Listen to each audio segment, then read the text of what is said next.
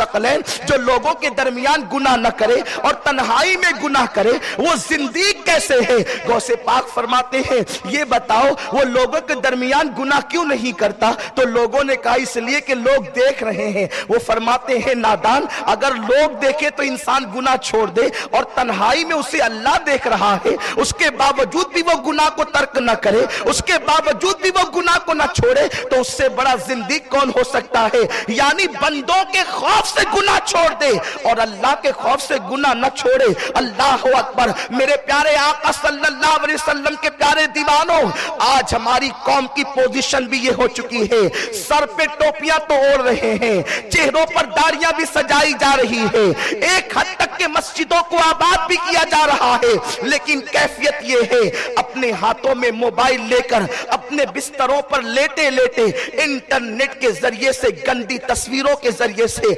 निगाहों को गंदा किया जाता है, निगाहों को आवारा किया जाता है। रात के 3-3, 4-4 बजे तक इंटरनेट पर बैठ करके आवारगी की वेबसाइट को चेक किया जाता है।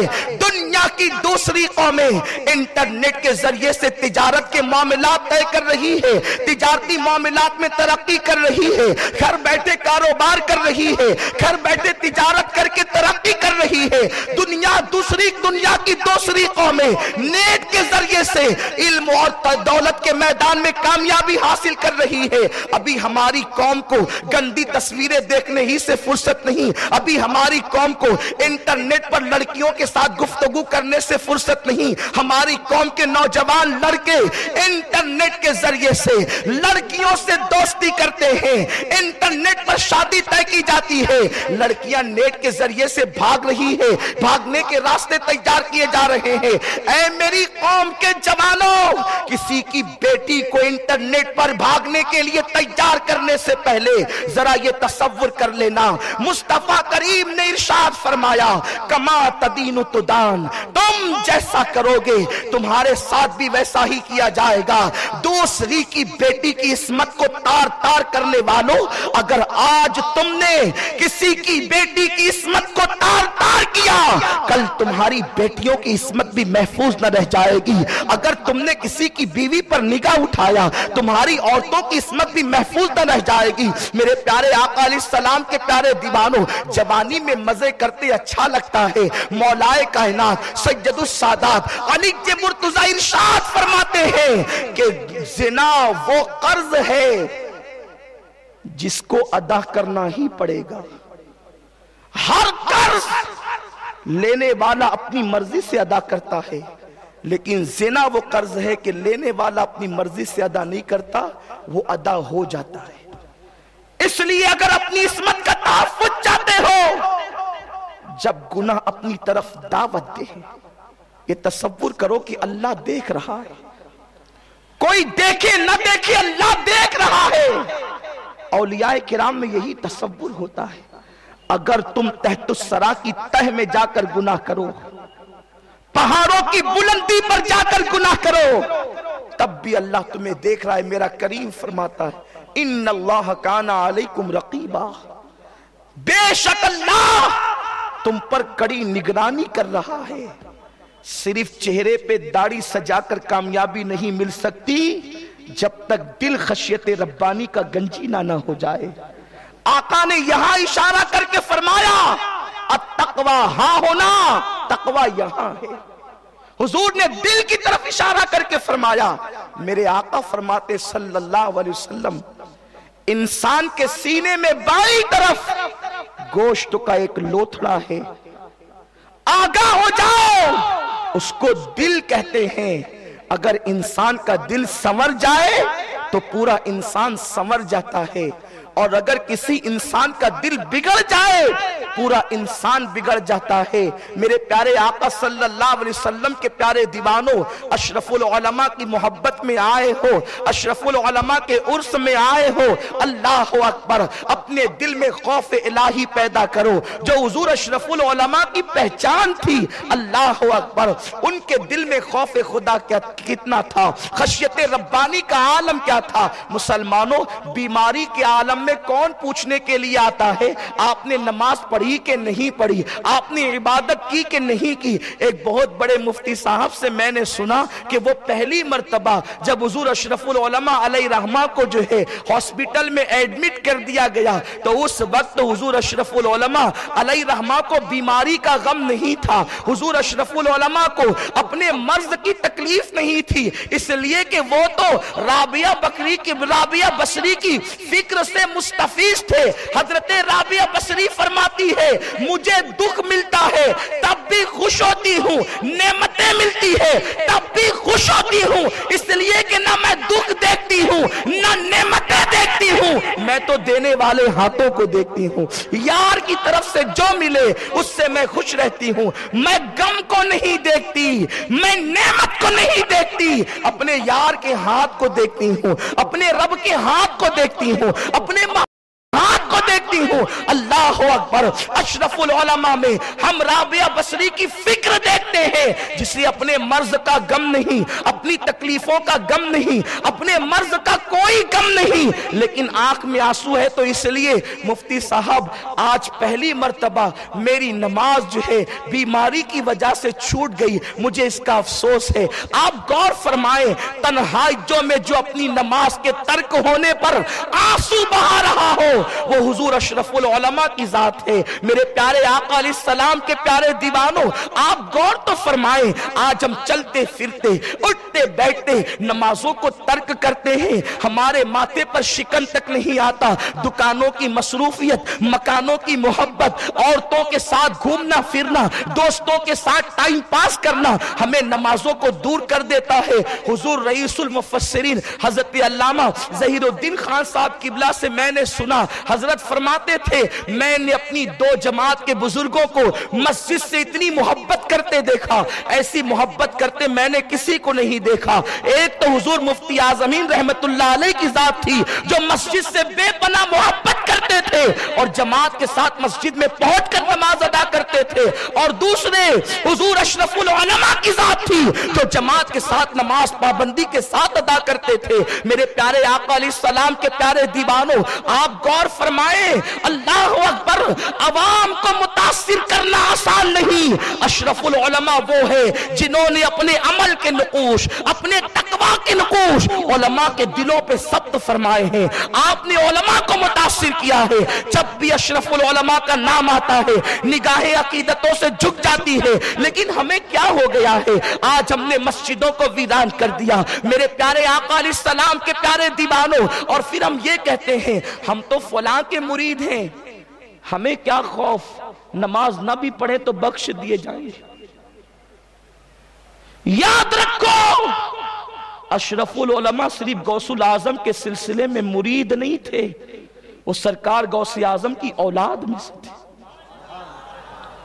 غوث پاک جن کے دادا جد کریم تھے، وہ سلسلۃ الذہب مہریرہ کے خانوادے نے جس کو اولاد غوث اعظم مانا، امام احمد رضا نے جس کو اولاد غوث، جس خانوادے کو غوث الاعظم کا خانوادہ مانا، وہ خانوادہ اشرف العلماء کا خانوادہ تھا۔ لیکن اس کے باوجود عبادت کا یہ عالم کہ علماء عش کر رہے ہیں، اور یہاں حال کیا ہے؟ تھوڑا سا سر دکھا تو نماز چھوڑ دی، دوستوں کے ساتھ بیٹھ کر نماز چھوڑ دی۔ سنیوں، بس ایک چیز ہے میدان محشر میں جو ہمیں بے فکر کرتی ہے، وہ یہ ہے، قیامت کا منظر یوں بیان کیا گیا ہے، قیامت کا دن وہ دن ہوگا جب ایک بیٹا اپنی ماں کے پاس نیکی مانگنے کے لیے جائے گا، ایک نیکی، ماں یہ کہہ کر انکار کر دے گی کہ تو کون ہے، میں تجھے نہیں پہچانتی۔ اس دن دوستوں کی کیفیت یہ ہوگی، قرآن کہتا ہے الاخلاء یومئذ بعضهم لبعض عدو، تمہارے جتنے دوست ہیں وہ سب کے سب تمہارے دشمن بنا دیے جائیں گے۔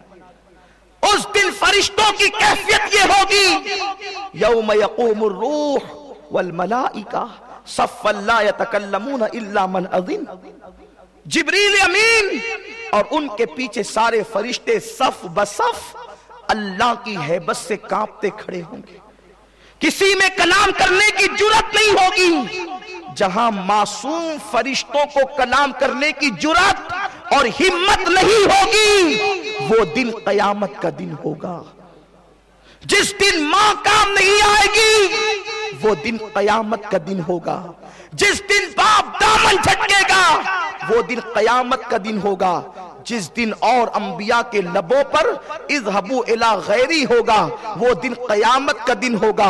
जिस दिन अर्श के अलावा कोई साया नहीं होगा, वो दिन कयामत का दिन होगा। जिस दिन सूरज सवा नेज़े पर होगा, वो दिन कयामत का दिन होगा। फमन यअमल मिस्काल ज़र्रतिन खैरन यरा व मन यअमल मिस्काल ज़र्रतिन शर्रन यरा का जलवा जिस दिन दिखाया जाएगा, वो दिन कयामत का दिन होगा। जिस दिन खुदा अपनी सिफत क़हारी व जब्बारी का इजहार फरमाएगा, वो दिन कयामत का दिन होगा। कयामत के दिन कोई किसी का पुरसान हाल ना होगा। उम्मुल मोमिनीन फरमाती है, माँ आयशा सिद्दीका, लोगों को अपने वजूद पर नजर करने तक की फुर्सत नहीं होगी। ऐसे आलम के अंदर हमारी एक आस बनती है, हमारी एक तवक्को बनती है, हमारी एक कैफियत बनती है। अगर अंबिया की जबान पर नफसी नफसी है, अगर माँ पहचानने से इनकार कर रही है, अगर बाप भाग रहा है, अगर दोस्त तो दुश्मन बन रहे हैं, तो क्या हुआ? हमारे आका तो हैं जिन्होंने फरमाया, शफाअती ले अहलिल कबायर मिन उम्मती, मेरी शफाअत मेरी उम्मत के बड़े गुनहगारों के लिए है। हम सोचते हैं, अल्लाह अकबर, मौलाना हसन बरेलवी अलैहि रहमा बड़े मजे में कहते हैं, फकत इतना सबब है इन्हें कादे बज़्म महशर का कि उनकी शान महबूबी दिखाई जाने वाली है। खुदा शाहिद के रोजे हश्र का खटका नहीं रहता। मुझे जब याद आता है कि मेरा कौन वाली है, जब आका शफाअत करेंगे, हम जैसे गुनहगार बख्शे जाएंगे, हमारी शफाअत होगी।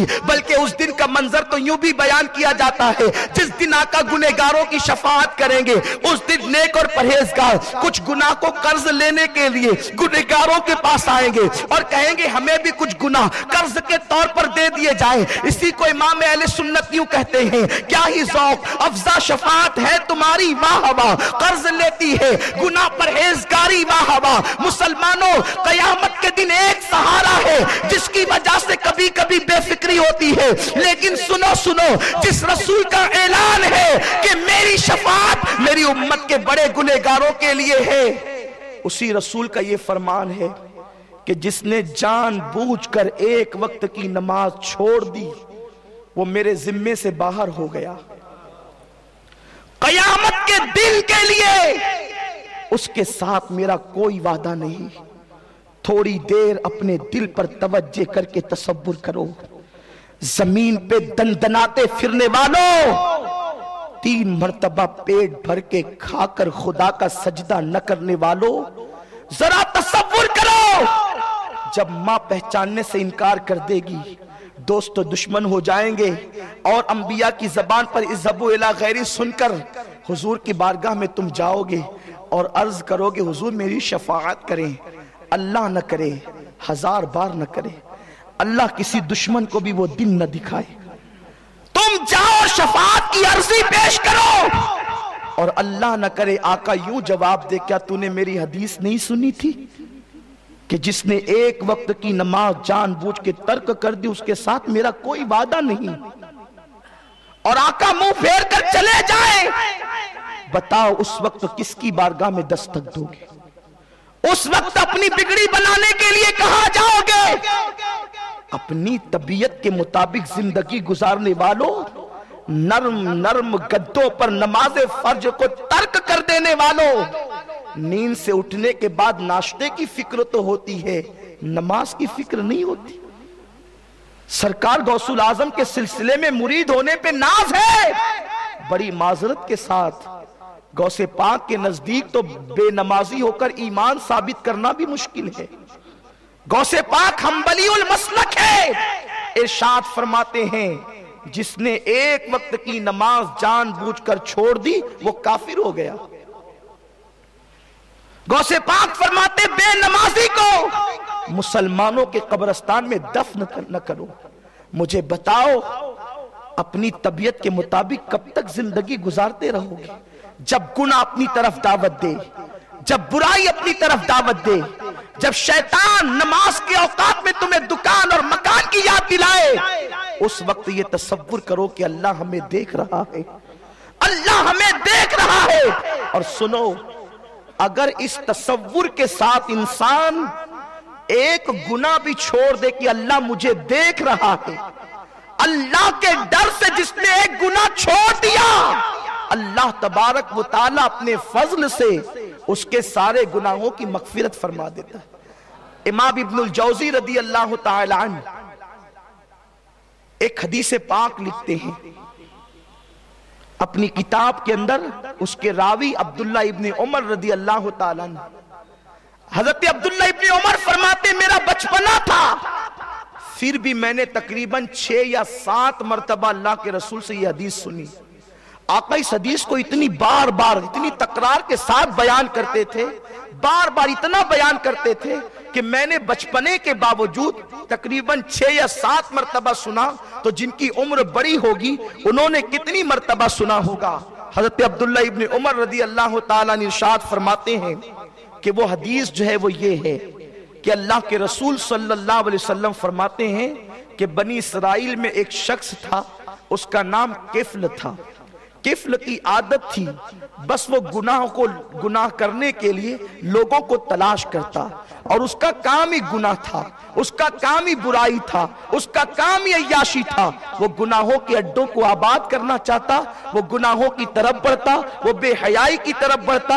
एक दिन किफ्ल अपने मोहल्ले के अंदर घूम रहा था, ऐसे में उसने देखा कि एक खूबसूरत लड़की है, और वो लड़की जो है मोहल्ले के लोगों से मदद मांग रही है, मेरी मदद करो, मुझे कुछ पैसों की जरूरत है, मेरी मदद करो, मुझे कुछ पैसों की जरूरत है, मेरी मदद करो। लेकिन किसी ने मदद नहीं की। ऐसे में किफ्ल ने जब देखा कि कोई उसकी मदद नहीं कर रहा है, तो किफ्ल उसके करीब गया और लड़की से पूछा, बताओ तुम्हें किस चीज की जरूरत है। लड़की ने कहा, मुझे चंद सिक्कों की जरूरत है। तो उस जमाने में उसने 100 दिरहम उस लड़की के दामन में डाल दिए। अब जिसको चंद सिक्कों की जरूरत होगी, अगर उसको 100 दिरहम एक साथ मिल जाए तो फिर उसको किस तरह से खुशी होगी। लड़की ने दामन में सिक्के समेटे और बहुत ज्यादा शुक्र के लहजे में उसकी तरफ निगाह उठाई। किफ्ल ने कहा, इससे मैं तुमसे कुछ नहीं मांगता, ये कर्ज भी नहीं है, ले जाओ इस्तेमाल करो, लौटाना नहीं, लेकिन बस एक छोटी सी आपसे गुजारिश है। किफ्ल से लड़की ने पूछा, क्या बात है। आप जानते हैं मौलाए कायनात फरमाते हैं, इंसान एहसान का बंदा है, आप अगर किसी पे एहसान करोगे तो वो आपकी बात मानेगा। अल्लाह अकबर। लड़की को पर उसने एहसान किया था। जब किफ्ल ने कहा, एक छोटी सी गुजारिश है। लड़की ने पूछा, क्या बात है। किफ्ल ने कहा, बस थोड़ी देर मेरे घर चलो और बैठकर मुझसे कुछ बातें करना। अब्दुल्ला इब्न उमर बयान करते हैं कि अल्लाह के रसूल सल्लल्लाहु अलैहि वसल्लम ने फरमाया, लड़की किफ्ल के पीछे पीछे चल पड़ी। जब उसके घर में पहुंची, उसने खिड़कियां बंद की, उसने दरवाजे बंद किए और वो लड़की से गुफ्तगू करने लगा। गुफ्तगू करते करते जिस वक्त वो आगे बढ़ने लगा, इसलिए कि आका फरमाते हैं, जहां एक मर्द और एक औरत हो वहां तीसरा शैतान होता है। लोग मोहल्ले में बहुत सारी लड़कियों को बहन कहने लगते हैं और फिर बेपर्दगी से गुफ्तगू, और खुदा जाने फिर क्या क्या होता है। बॉस, ये वबा भी हमारे माशरे में चल पड़ी है। मंगनी के बाद लड़का और लड़की की फोन पर गुफ्तगू, ये शादी से पहले लड़का और लड़की की फोन पर गुफ्तगू शादी के बाद इख्तिलाफ का जरिया बनती है। और जो आज तलाक की शरह बढ़ती जा रही है, दारुल इफ्ता में देखो सबसे ज्यादा मसाइल तलाक के हवाले से पूछे जा रहे हैं। ऐसा लगता है कि जैसे दारुल इफ्ता वक्फ हो गया हो तलाक के मसाइल के हवाले से। ये हालात है। ये जो फोन पर लंबी लंबी गुफ्तगू है, ये शादी के बाद बहुत ज्यादा नुकसान पहुंचाती है। आप कहते हैं हम तो ऐसी कोई बात नहीं करते। सुनो, मेरे आका अलैहिस्सलाम फरमाते हैं कि अगर मरियम जैसी पाक दामन औरत हो और दाऊद जैसा पाक दामन मर्द हो, दोनों तन्हाई में एक साथ अकेले रहना चाहें, तो भी मैं दोनों को अकेले रहने की इजाजत नहीं देता। हाथ ढूंढिए। लोग कहते हैं चिराग लेकर ढूंढिए, मैं कहता हूं चिराग नहीं, सूरज लेकर ढूंढिए, आपको कोई मरियम नहीं मिल सकती। मरियम उस खातून का नाम है। आज सबसे बड़े जराइम जो फैल रहे वो सीरियल के जरिए से, फिल्मों के जरिए से इस्मतें तार तार हो रही है। मेरे प्यारे आका अलैहिस्सलाम के दीवानों, तो जहां एक मर्द और एक औरत हो, तीसरा शैतान होता है। आकाए करीम फरमाते हैं जब किफ्ल बात करते करते उस लड़की की तरफ बढ़ा तो लड़की थर थर कांपने लगी, लड़की पर कपकपी तारी हो गई। किफ्ल ने कहा पूरे मोहल्ले में तेरी किसी ने मदद नहीं की ए लड़की, खिड़कियां बंद है, दरवाजे बंद है, फिर तू किससे डर रही है? लड़की ने जवाब दिया किफ्ल, आज से पहले तूने बहुत मर्तबा ऐसे जराइम किए होंगे, लेकिन आज से पहले मैंने कोई ऐसा गुनाह नहीं किया, ये पहली मर्तबा ये गुनाह है। और मुझे किसी मोहल्ले के इंसान का डर नहीं है, मैं ये तसव्वुर कर रही हूं कि मेरा अल्लाह मुझे देख रहा है। कल कयामत के दिन मैं क्या जवाब दूंगी अपने अल्लाह को? मैं अपने अंदर वो ताकत कहां से लाऊंगी कि मैं अपने अल्लाह के सामने ये कह सकूं कि मैंने 100 दिरहम के एवज में जिना किया था? मेरी जबान में वो ताकत कहां से आएगी? किफ्ल, अल्लाह से डर, लज्जत के लिए गुनाह मत कर, लज्जत चली जाएगी, गुनाह बाकी रह जाएगा। किफ्ल ने जब ये जुमले सुने तो लड़की के दिल से निकले थे ये जुमले, दिल से जो बात निकलती है असर रखती है, पर नहीं ताकते परवाज मगर रखती है। लड़की के जुमले नश्तर की तरह, तीर की तरह उस किफ्ल के दिल में जाकर के लगे। और किफ्ल ने कहा लड़की, अगर आज से पहले तूने ये गुनाह नहीं किया, मैं तो बहुत गुनाह कर चुका हूं, जा आज भी गुनाह मत कर, ये पैसे तेरे हैं और लेकर के चली जा। आकाए करीम सल्लल्लाहु अलैहि वसल्लम फरमाते हैं, हदीस पाक का मफहूम है, जैसे लड़की किफ्ल के दरवाजे से बाहर निकली, किफ्ल के दरवाजे में मौत का फरिश्ता आया और किफ्ल की रूह परवाज कर ली गई। यानी किफ्ल अगर उसके साथ जबरदस्ती गुनाह करता तो किफ्ल किस हालत में दुनिया से जाता, आप उसका अंदाजा कर सकते हैं। अल्लाह अकबर। जब किफ्ल को मौत आई तो जंगल की आग की तरह इलाके में ये बात फैल गई, किफ्ल मर गया, किफ्ल मर गया, किफ्ल मर गया। लोग एक दूसरे से गुफ्तगू करते, कौम का इतना बड़ा अय्याश मर गया, कौम का इतना बड़ा बदतरीन इंसान मर गया, कौम का इतना गुनहगार इंसान मर गया, पता नहीं उसका चेहरा कैसा हो गया होगा, उसका जिस्म कैसा हो गया होगा। लोग इसी तसव्वुरात के साथ गुफ्तगू करते हैं। किसी ने कहा है कुछ भी, लेकिन वो इंसान तो था, वो मुसलमान तो था, चल करके हमें उसकी मट्टी देनी होगी, उसको दफन करना होगा। अल्लाह अकबर। जब इस तसव्वुर के साथ लोग आए तो लोगों की हैरत की इंतहा न रही।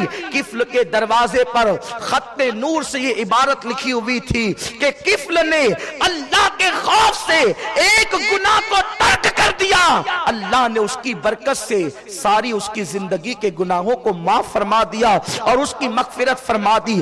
जब कभी इंटरनेट पर तालीमी काम करते करते, एजुकेशन के काम करते करते शैतान तुम्हारी उंगलियों को किसी और तरफ ले जाने की कोशिश करे, उस वक्त तसव्वुर करना अल्लाह देख रहा है। अगर तुम्हारी निगाहों को कोई आवारगी की तरफ ले जाने वाला हुस्न तुम्हें अपनी तरफ दावत दे, उस वक्त ये तसव्वुर करना अल्लाह देख रहा है। मेरे आका सल्लल्लाहु अलैहि वसल्लम इरशाद फरमाते हैं, अगर कोई हसीन औरत किसी मर्द के सामने खड़े होकर उसको दावते गुनाह देती है और अल्लाह देख रहा है कि तसव्वुर से वो नौजवान उस गुनाह को छोड़ देता है, तो अल्लाह कयामत के दिन उस नौजवान को अर्श का साया अता फरमाएगा।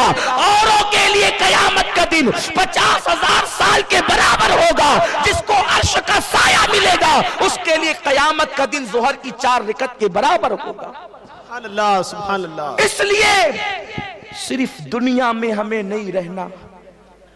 माल देखकर सोचते हो कि हमेशा रहोगे, दौलत देखकर सोचते हो हमेशा रहोगे, अरे तुम ताजिर हो। मैं सिकंदर की जिंदगी को पढ़कर हैरान हुआ। 356 कब्ल मसीह में सिकंदर आजम पैदा हुआ। उसका बाप यूनान के छोटे से देहात का बादशाह था। बाप की मौत के बाद सिकंदर ने पूरी दुनिया फतेह करने का प्लान बनाया।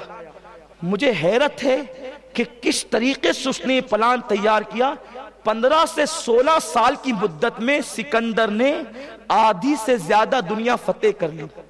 आज का सुपर पावर मिसाइल के हवाई जहाज के दौर में 4 मुल्क फतेह नहीं कर पा रहा है, लेकिन सिकंदर घोड़ों और खच्चर के दौर में उसने आधी से ज्यादा दुनिया सिर्फ 15-16 साल की मुद्दत में फतेह की। वो कितना ज़हीन होगा, वो कितना बहादुर होगा, वो कितना ताकतवर होगा। लेकिन जब वो बाबुल शहर में आया तो 32 साल 8 महीने की उम्र में 323 कब्ल मसीह में उसका इंतकाल एक छोटे से मर्ज में हो गया। जब उसको टाइफाइड का मर्ज हुआ तो उसके पास उसके दोस्त खड़े, तो वो वसीयत कर रहा था कि मेरे हाथ को कफन के बाहर करना। तो दोस्त तो कहते थे अभी तुम मरोगे नहीं यार, ये तो टाइफाइड का छोटा सा मर्ज है। हकीम कहते थे इसका इलाज अभी हो जाएगा। लेकिन दुनिया ने देखा मुख्तसर से मर्ज में 8 दिन बीमार रहकर वो 32 साल 8 महीने की उम्र में दुनिया से चल गया। आधी से ज्यादा दुनिया फतेह करने वाले के पास क्या रहा? अपनी दौलत छोड़ जाओगे, अपना माल छोड़ जाओगे। मुसलमानों, अब तो वो दिन आ गए। पहले तो इसाले सवाब की महफिलें सजती थी, अब तो औलाद भी इसाले सवाब करने के लिए तैयार नहीं, कोई कब्र पे आने के लिए तैयार नहीं। साल भर में कब्र का निशान भी मिट जाता है। जो करना हो अपने लिए कर जाओ, किसके भरोसे हो? कौन साथ देगा, कौन ताउन करेगा, कौन मदद करेगा? मुसलमानों, ख्वाबे गफलत में न रहना, अल्लाह से डरो, अपनी जिंदगी के अंदर इनकलाब बपा करो, अपनी जिंदगी को तब्दील करो। हुजूर अशरफुल उलमा रहमतुल्लाहि ताला अलैह इसी फिक्र को लेकर जगह जगह इदारे कायम करते थे। जब वो गुफ्तगू फरमाते थे तो उनकी गुफ्तगू के अंदर इस्लाही उन्सुर जो है उसका पहलू गालिब रहा करता था। मैंने हुजूर अशरफुल उलमा रहमतुल्लाह अलैह की 2 तकरीरें सुनी। मेरी कम नसीबी ये कि मेरी उम्र कम थी। एक मरतबा मैं खत्म बुखारी शरीफ की महफिल में रहा और एक मरतबा सुन्नी दावत इस्लामी के आलमी इज्तिमा में हजरत आखिर उम्र में तशरीफ लाए थे। मुझे याद है हजरत को व्हील चेयर पर लाया गया था। मैंने हैरत से उनकी पूरी गुफ्तगू सुनी, लेकिन वो दिन मेरे शऊर के दिन थे और मैं समझ सकता था कि हुजूर अशरफुल उलमा क्या कहना चाहते हैं। हैरत की बात ये थी, एक आलिम को मैंने जनाबे रोमी की जबान बोलते हुए उस महफिल में सुना। एक आलिम को मैंने तबरेज की जबान बोलते हुए सुना। एक आलिम को मैंने सरमस्त की जबान बोलते हुए सुना। एक आलिम को मैंने एक सूफी की जबान बोलते हुए सुना। हजरत ने उस वक्त जो गुफ्तगू की थी कलमा ला इलाहा इल्लल्लाह मुहम्मदुर रसूलुल्लाह के हवाले से दिल की सफाई पर गुफ्तगू की थी। मैं दंग था कि अल्लाह अकबर, एक आलिम एक सूफी की जबान बोल रहा है। गोया कि अशरफुल उलमा सिर्फ अपने वक्त के अल्लाह अकबर मौलवी नहीं थे, बल्कि वो अपने वक्त के मौलाए रोम थे। और मैं ये कोई मुबालगा नहीं कर रहा हूं। अल्लाह अकबर, जिनके शागिर्दों में मायानाज उलमा हो। बल्कि मैंने सुना और मैंने यहां आने से पहले जब अपने बड़े उलमा से इस सिलसिले में गुफ्तगू की कि मुझे हुजूर अशरफुल उलमा की जिंदगी पर गुफ्तगू करना है, तो मुझे उसके हवाले से ऐसी बातें चाहिए कि मैं अपनी कौम को कुछ नया मवाद दे सकूं। तो मुझे एक बहुत मोतबर आलिम दीन ने बताया, अशरफुल उलमा वो थे जिन्होंने अपनी इब्तिदाई जिंदगी के अंदर जो है दारुल मुबारकपुर अशरफिया के अंदर जो है वो तालीम दी और तदरीस की खिदमत अंजाम दी। उस जमाने में रईसुल मुफस्सिरीन अल्लामा ज़हीरुद्दीन जैसे आदमी, अल्लामा कमरुज़्ज़मा जैसे आदमी उनके शागिर्द हुआ करते थे। मेरे प्यारे आका अलैहिस्सलाम के प्यारे दीवानों, हुजूर अशरफुल उलमा के शागिर्दों की तादाद बहुत बड़ी तादाद है, लेकिन मैं सबको नहीं जानता। लेकिन मैं अगर इन 3 हस्तियों को ले लूं, एक तो अल्लामा कमरुज़्ज़मा आज़मी साहब, रईसुल मुफस्सिरीन मौलाना ज़हीरुद्दीन साहब और अपने उस्ताद मोहतरम अताए हुजूर मुफ्ती आजम हजरत अल्लामा शाकिर नूरी साहब को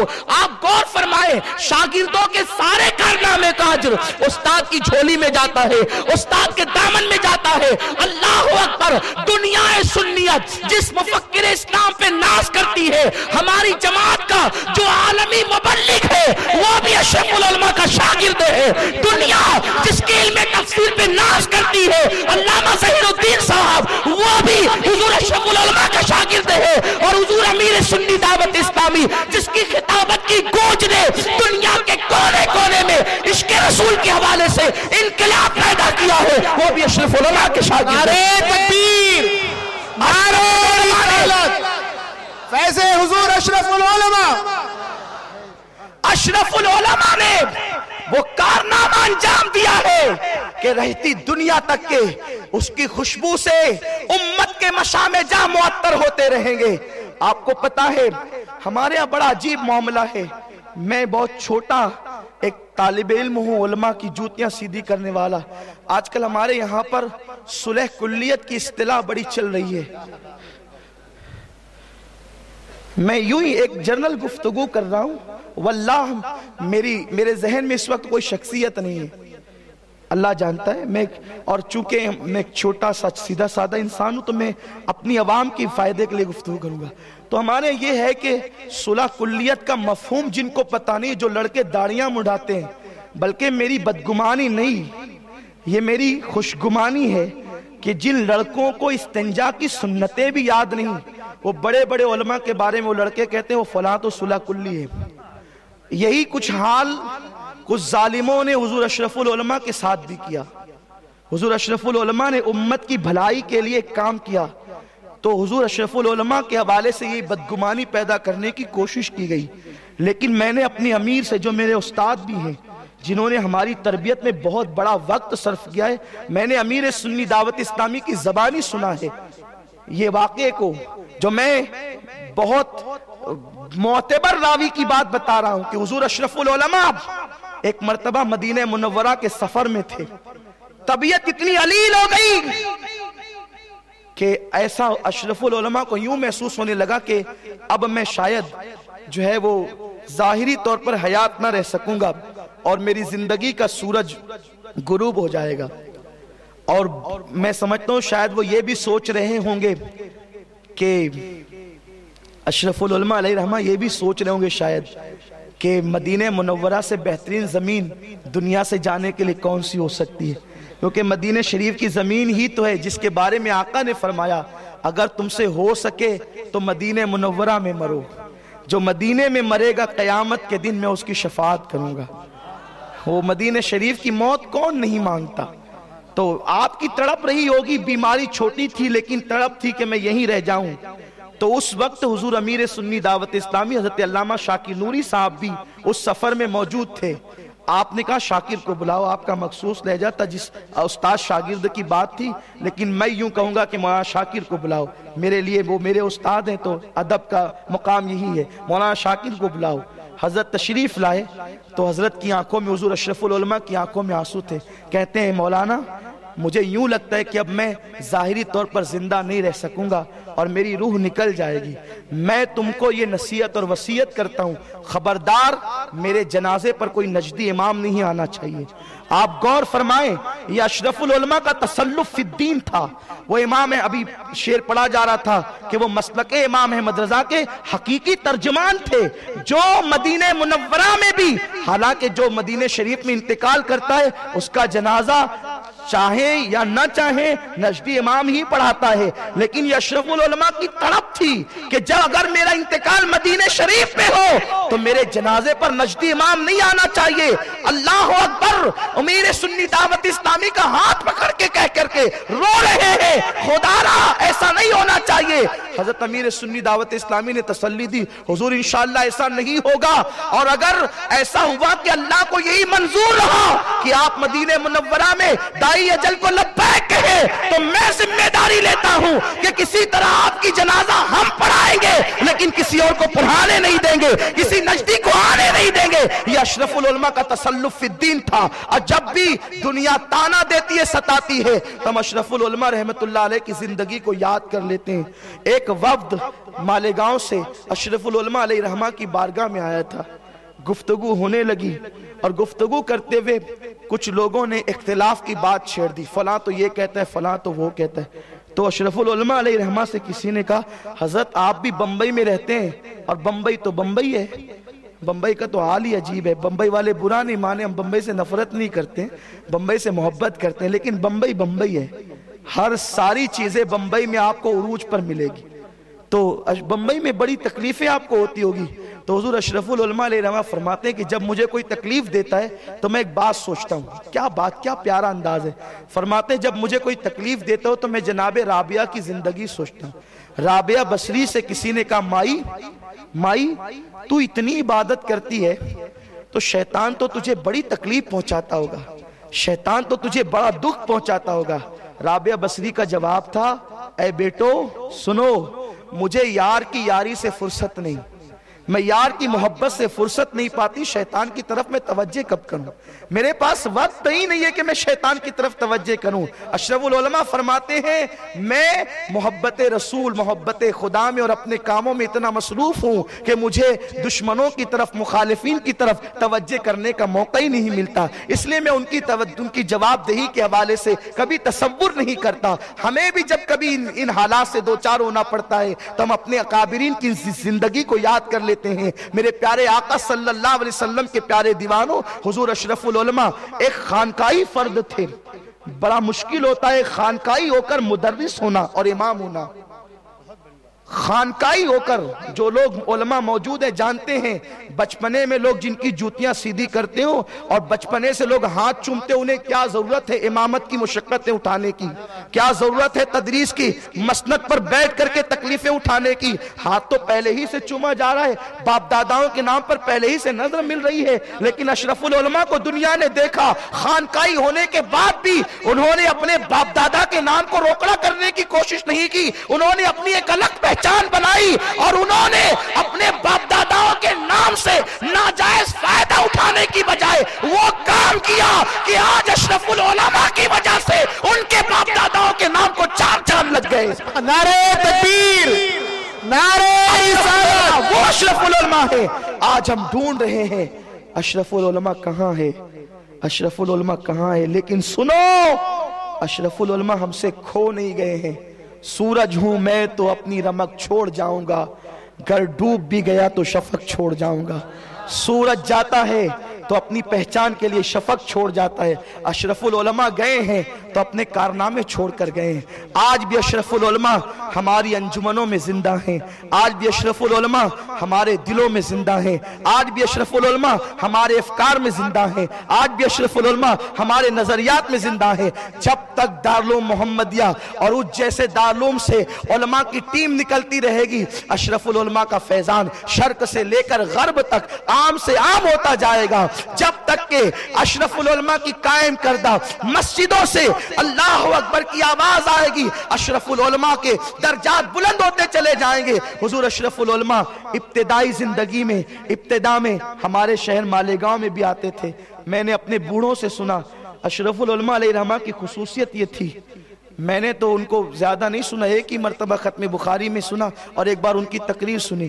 لیکن جن ہمارے شہر کے بوڑھوں نے ان کو سنا ہے, وہ کہتے ہیں کہ ختم بخاری کرنے والے عام طور پر ایک مخصوص ان کے پاس عنوان ہوتا ہے, امام بخاری کی زندگی, ان کے حالات, پھر اس کے بعد آخری حدیث پر گفتگو اور اس کے بعد اختتام, اور الفاظ بالکل ملے جلے وہی ہوتے ہیں. لیکن جنہوں نے ان کو سنا ہے اشرف العلماء علیہ رحمہ کو, وہ کہتے ہیں کہ ہم نے جب بخاری شریف کا درس سنا ہے جب نئے انداز میں سنا ہے. اشرف العلماء علیہ رحمہ ہر مرتبہ نئے انداز میں درس بخاری کو پیش فرماتے تھے, اور آپ کی اکثر عادت کریمہ یہ تھی کہ آپ حدیث کے الفاظ اپنی زبان سے عربی جو ہے وہ متن کے ساتھ ادا کرتے تھے اور کہتے تھے یہ وہ الفاظ ہیں جو رسول اللہ کی زبان سے نکلے ہیں, جو صحابہ کی زبان سے نکلے ہیں, جو اہل بیت اطہار کی زبان سے نکلے ہیں, ان کی اپنی برکتیں ہیں. میرے پیارے آقا علیہ السلام کے پیارے دیوانوں, وہ عاشق رسول تھے. ایک مرتبہ کچھ احباب جو ہے اشرف العلماء علیہ رحمہ کو شوگر کا مرض بھی تھا, کچھ احباب آم لے اشرف العلماء علیہ رحمہ کے حجرے میں گئے. اشرف العلماء علیہ رحمہ نے آم کھانا شروع کیا. آپ جانتے ہیں کہ شوگر کے مریض کو آم کتنا نقصان دہ ہوتا ہے, اس میں بہت زیادہ شوگر بڑھنے کے چانسز ہوتے ہیں. آپ نے آم کھانا شروع کیا, کوئی صاحب آئے اور جو بچے, جو لڑکے آم لے کر کے گئے تھے ان کو ڈانٹنے لگے, تمہیں کیا ہے. حضرت کو لا کر دیا, حضرت کھانے لگے, اور شوگر بڑھے گی تو مصیبت ہوگی, تکلیف حضرت کو ہوگی. تو حضرت نے اس ڈانٹنے والے شخص سے کہا, فلاں صاحب خاموش رہیے, اللہ نے جتنی چیزیں بنائی ہے اور حلال کی ہے اس میں نقصان نہیں ہے. یہ چیزیں نقصان اس وقت کرتی ہے جب انسان کا دل نقصان دہ ہو جاتا ہے. اگر انسان اپنے دل کو بہترین بنا لے, اپنے دل کو سنوار لے, اگر وہ زہر بھی پی لے تو زہر بھی اس کو نقصان نہیں کرتا. یہ حضور اشرف العلماء کا اعتماد تھا, حضور اشرف العلماء کا توکل تھا, حضور اشرف العلماء کی زندگی تھی. میرے پیارے آقا علیہ السلام کے پیارے دیوانوں, ہمیں ناز ہے, ہم ایسے بزرگوں کے دامن سے وابستہ ہیں. ہماری جماعت میں ایسے بزرگ موجود ہیں اور اب وہ دنیا سے تشریف لے گئے تو اپنی جگہ الحمدللہ اپنے جانشین حضور مخدوم محترم علامہ سید خالد اشرف صاحب جیلانی, اشرفی الجیلانی مدثر اللہ العالی کو چھوڑ گئے. یقیناً یہ اپنے والد بزرگوار کی جگہ کو بہت حد تک کے پورا اس خلا کو پورا کرنے کی کوشش کر رہے ہیں. ہم تو بہت چھوٹے لوگ ہیں لیکن دعا کرنا بھی سنت ہے, اس لیے ہم بطور سنت دعا کرتے ہیں کہ اللہ حضور اشرف العلماء علیہ رحمہ کے شہزادوں کو جو ہے وہ ان کا عزم عطا فرمائے, قوت حیدری عطا فرمائے, اور اللہ تعالیٰ انہیں وہ عزم اور طاقت دے کہ حضور اشرف العلماء علیہ رحمہ کی جو قائدانہ صلاحیتیں تھی اس کے مطابق یہ قوم کی اسی انداز سے قیادت کر سکیں. اشرف العلماء رحمت اللہ علیہ ہمارے درمیان متفق علیہ شخصیت تھے. انہوں نے کبھی تنازع کے اندر شرکت نہیں فرمائی, انہوں نے ہمیشہ ایک پل کا کام کیا, ایک بریج کا کام کیا, انہوں نے ہمیشہ صلح کا کام کیا. میرے پیارے آقا علیہ السلام کے پیارے دیوانوں, ایک مرتبہ میں نے حضور امیر سنی دعوت اسلامی سے عرض کیا تھا کہ آپ کی ترقی کے کچھ راز آپ مجھے بتائیں, تو فرماتے بہت سی باتیں ہیں لیکن اس میں سے ایک بات یہ بھی ہے کہ جب بھی میں امریکہ انگلینڈ کے سفر پر جاتا تھا تو میں جب تک اشرف العلماء حیات تھے اپنی ماں سے پہلے میں اپنے استاد حضور اشرف العلماء کی دعائیں لے کر جاتا تھا اور انہی کی دعائیں میری ترقی کا ذریعہ بنتی تھی. حضور اشرف العلماء رحمت اللہ علیہ جب تک ظاہری زندگی میں حیات تھے آپ فرماتے ہیں عید اور بقرعید کی نماز پڑھ کر میں اپنی ماں سے ملنے سے پہلے میں حضور اشرف العلماء سے ملاقات کے لیے جایا کرتا تھا. مسلمانوں, یہ بزرگوں کی دعائیں ہیں جو انسان کو کہاں سے کہاں پہنچا دیتی ہے, اس لیے ہمیں بزرگوں کے دامن سے وابستہ رہنا چاہیے. اللہ ہمیں حضور اشرف العلماء کے فیض و برکات سے مالا مال فرمائے. آپ دور دور سے حضور اشرف العلماء کے عرس میں تشریف لائے ہیں, بس میری گزارش یہ ہے جہاں ولیوں کے دامن سے وابستہ ہو, سادات کے دامن سے وابستہ ہو, اپنی زندگی کے اندر ایک چیز پیدا کرو کہ ہمارے بزرگوں نے جس راہ پر چل کر اپنی زندگی کے شب و روز گزارے اسی راہ پر چل کر ہمیں بھی اپنی زندگی کے شب و روز کو گزارنا چاہیے. میں ایک مرتبہ حضور اشرف العلماء سے ملنے کے لیے گیا تھا تو اس وقت ملاقات کے وقت حضرت اس وقت چل نہیں پاتے تھے. وہ دن غالباً جو ہے شعبان المعظم کا وہ مہینہ تھا, تو اس وقت کوئی صاحب قرض کے حوالے سے حضرت سے شکایت کر رہے تھے تو حضرت فرما رہے تھے کہ شب معراج سے لے کر شب قدر تک, حضرت فرما رہے تھے شب معراج سے لے کر شب قدر تک ہر شب اللہ اپنی شان کے مطابق پہلے آسمان پر نزول جلال فرماتا ہے اور اللہ اپنے بندوں سے کہتا ہے مانگو کیا مانگتے ہو. اس سے پہلے میں نے یہ بات نہیں سنی تھی, اس سے پہلے بس میں نے یہی سنا تھا, پڑھا بھی تھا کہ شب قدر میں, شب برات میں اللہ تعالیٰ اپنی شان کے مطابق پہلے آسمان پہ نزول اجلال فرماتا ہے. لیکن حضرت نے فرمایا کہ شب معراج سے لے کر شب قدر تک ہر روز اللہ رات کے آخری حصے میں اپنے بندوں کی طرف نزول اجلال فرماتا ہے اپنی شان کے مطابق, اور وہ فرماتا ہے مانگو کیا مانگتے ہو. لیکن افسوس اس وقت تو بندہ سویا رہتا ہے.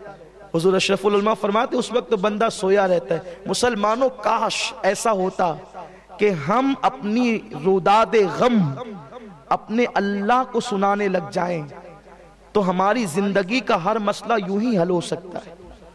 لیکن ہماری کیفیت یہ ہے ہم ہر جگہ جانے تیار ہیں, اللہ کی بارگاہ میں آنے تیار نہیں. اپنا تعلق باللہ, تعلق بالرسول مضبوط کرو. اگر مسائلوں میں گر چکے ہو تو جب ساری دنیا سو رہی ہو اور رات کا آخری پہر ہو تو مصلی بچھا کر 2 رکعت نماز پڑھو اور 2 آنسوؤں کی سوگات پیش کرو اور اپنے مسائل اپنے مولا کی بارگاہ میں عرض کرو اور مصطفیٰ جان رحمت کا وسیلہ پیش کرو. مسائل نہ حل ہو جائیں تو پھر کہیں. لیکن ہمارا حال یہ, ہم وہویلا کرنا چاہتے ہیں، ہم انسانوں کے پاس جا کر کے اپنی چپلیں جاتے جاتے چپل کے تلوے گھس دیتے ہیں۔ سنو، تمہارے مسائل کوئی حل نہیں کرے گا۔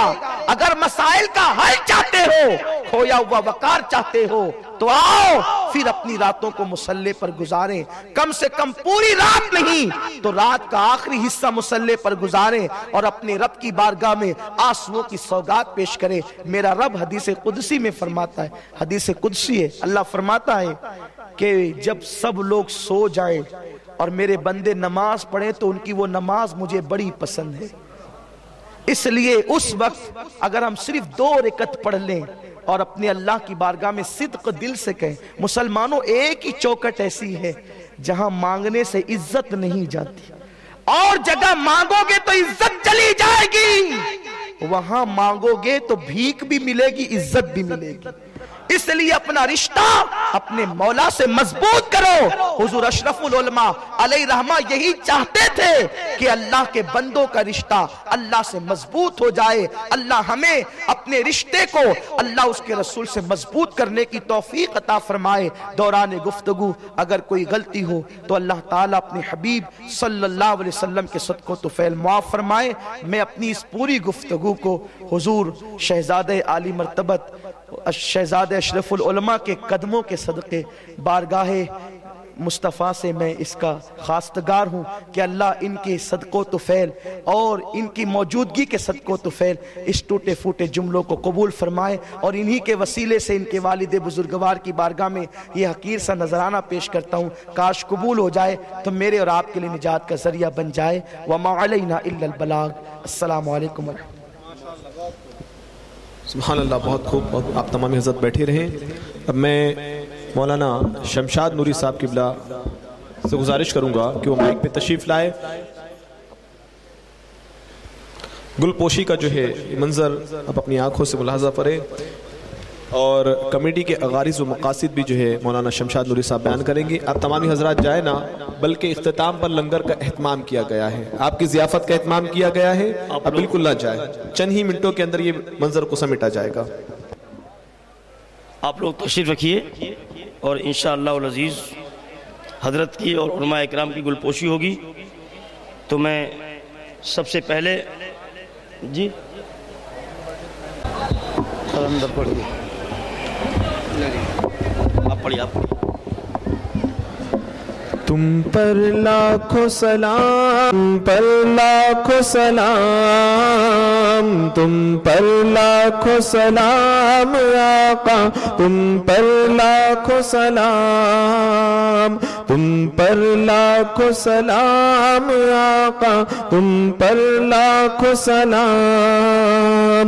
آپ کا چاہا رب کا چاہا، رب کا چاہا آپ کا چاہا، آپ کا چاہا رب کا چاہا، رب کا چاہا آپ کا چاہا۔ رب سے ایسی چاہت والے